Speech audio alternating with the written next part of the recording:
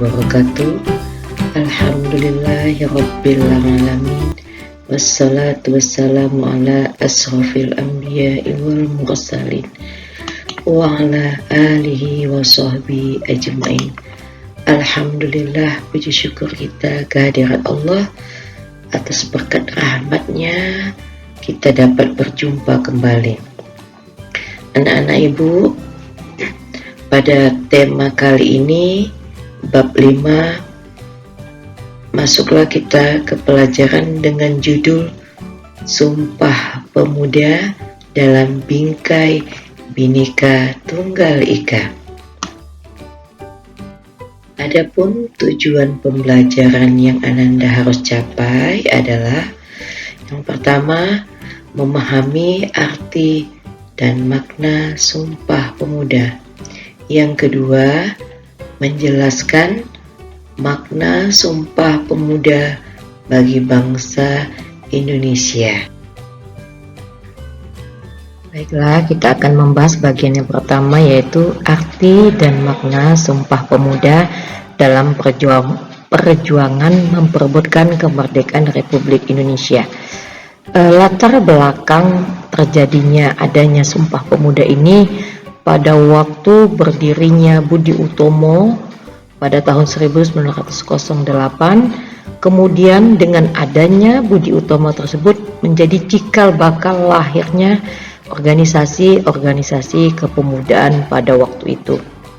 Kemudian adapun isi dari ikrar Sumpah Pemuda tersebut, anak-anak ibu bisa lihat di dalam slide ini bahwa janji para pemuda untuk memperebutkan kemerdekaan yang pertama adalah mengaku bertumpah darah satu, yaitu tanah air Indonesia.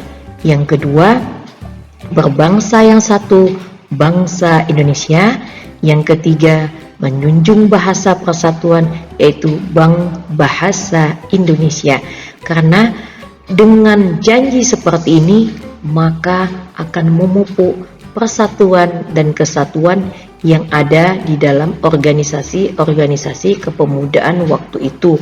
Walaupun banyak juga para pemuda yang belum bergabung di dalam organisasi, tapi dengan adanya janji ini, kemudian mereka mendengar adanya janji para pemuda tersebut, membangkitkan semangat bela negara para pemuda, sehingga akhirnya kita mengetahui bahwa para pemuda waktu itu ikut andil, ikut berperan besar untuk memperebutkan kemerdekaan Republik Indonesia dari tangan penjajahan pada masa perjuangan tanah air Republik Indonesia ini.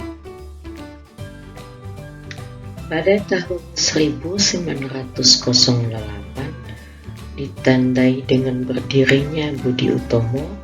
Kemudian dengan adanya Budi Utomo tersebut merupakan cikal bakal berdirinya organisasi-organisasi kepemudaan lainnya yang timbul di Indonesia. Kemudian salah satu organisasi kepemudaan pada waktu itu adalah Trikoro Darmo.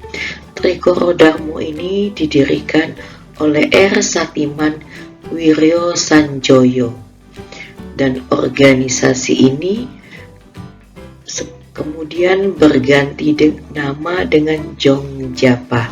Adapun tujuan organisasi Trikoro Darmo ini adalah yang pertama, mempererat tali persaudaraan antara siswa dan siswi Bumi Putra pada waktu masa perjuangan kemerdekaan. Yang kedua, menambah pengetahuan umum bagi para anggota yang ada di Trikoro Darmo. Dan yang ketiga, memperkuat peranan untuk segala bahasa dan budaya yang ada di masyarakat pada waktu itu.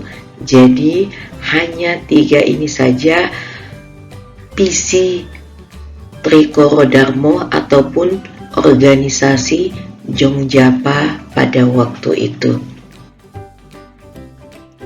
Adapun organisasi kedua setelah Trikoro-Darmo ataupun Jongjapa yaitu Jong Sumatranenbon. Jong Sumatranenbon ini berdiri di Jakarta pada tahun 1917. Pada masa organisasi inilah bahasa Indonesia kemudian digunakan di dalam organisasi-organisasi selanjutnya, karena menurut Muhammad Yamin bahasa Indonesia merupakan bahasa yang dapat menyatukan semua masyarakat Indonesia pada waktu itu. Kemudian bahasa Indonesia ini yang diambil dari bahasa Melayu dijadikan bahasa yang sering dipergunakan pada waktu atau pada masa rapat-rapat organisasi kepemudaan pada waktu itu. Kemudian pada waktu organisasi Jong Sumatranenbon ini lahir, di situ pula lah banyak lahirnya tokoh-tokoh penting yang akan memperjuangkan Republik Indonesia untuk merdeka. 3 tokoh yang lahir pada waktu itu adalah Muhammad Hatta, kemudian Mr. Muhammad Yamin, serta Bahdar Johan. Bahdar Johan ini adalah salah satu Menteri Pendidikan dan Kebudayaan pada masa Indonesia setelah merdeka. Kemudian pada tahun 1926 berbagai organisasi pemuda yang ada pada waktu itu mengadakan kongres atau perjanjian. Kongres pertama pemuda pada waktu itu dilaksanakan di kota Yogyakarta. Hasil kongresnya adalah semua yang hadir pada waktu itu memiliki cita-cita Indonesia merdeka. Karena dengan adanya cita-cita Indonesia merdeka merupakan upaya menggalang persatuan dan kesatuan di dalam organisasi kepemudaan pada waktu itu. Setelah berkelang 2 tahun kemudian, tepatnya pada tanggal 28 Oktober 1928, Kongres kedua pemuda dihasilkan. Dan hasil kongres tersebut terkenal sampai sekarang, yang berisi ikrar atau janji para pemuda untuk mempersatukan semua para pemuda di seluruh Nusantara ini. Baiklah, kita akan memasuki bagian B, yaitu memaknai semangat kejuangan pemuda dalam perjuangan kemerdekaan Republik Indonesia. Sebelum kita memasuki tokoh-tokoh pemuda yang lahir pada masa organisasi kepemudaan, kita harus mengetahui apa sih semangat juang para pemuda waktu itu. Dengan adanya organisasi Budi Utomo, itu merupakan cikal bakal lahirnya organisasi-organisasi kepemudaan yang lainnya. Salah satu organisasi kepemudaan yang menghasilkan janji atau Sumpah Pemuda yang terkenal sampai saat ini itu adalah organisasi-organisasi yang muncul setelah organisasi Budi Utomo. Kemudian, dengan adanya organisasi-organisasi kepemudaan pada waktu itu membangkitkan semangat jiwa pemuda-pemuda lainnya, walaupun pemuda-pemuda lainnya tidak bergabung di dalam organisasi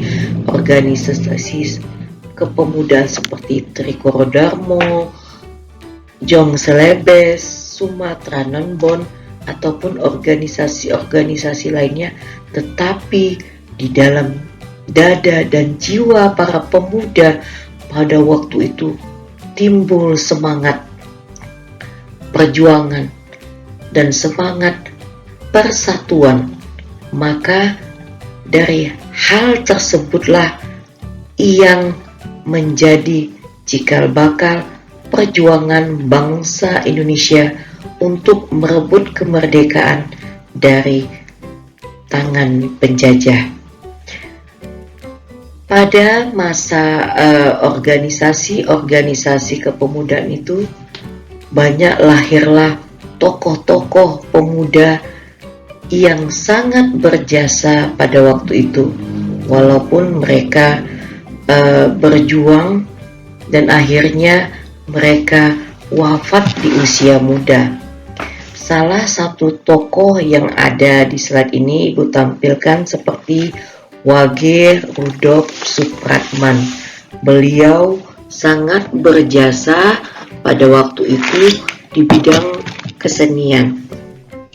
Pada waktu Kongres Pemuda kedua, yaitu lahirnya Sumpah Pemuda, selesai acara penutupan Kongres Pemuda kedua ini, Wage Rudolf Supratman memperdengarkan lagu Indonesia Rayanya dengan hanya menggunakan gesekan biola yang dibawakan oleh Wage Rudolf Supratman. Ketika beliau memperdengarkan lagu tersebut, para pemuda yang hadir pada waktu itu sangat terharu dengan lagu Indonesia Raya tersebut. Kemudian tokoh selanjutnya adalah Walter Mongonsidi. Beliau adalah seorang pemuda yang pantang menyerah. Beliau akhirnya wafat di usia muda,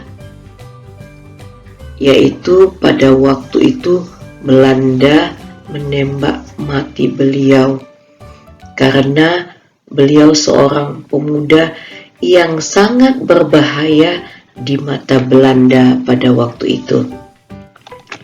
Baiklah anak-anak Ibu, demikianlah tokoh-tokoh yang ada di sini.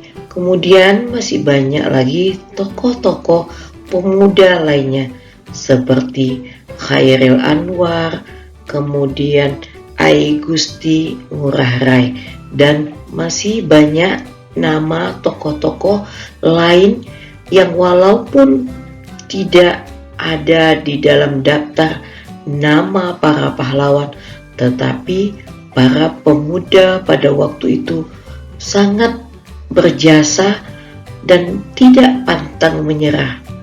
Dan hal ini merupakan motivasi kepada kita supaya kita menjadi pemuda yang tidak gampang putus asa dalam menghadapi suatu permasalahan.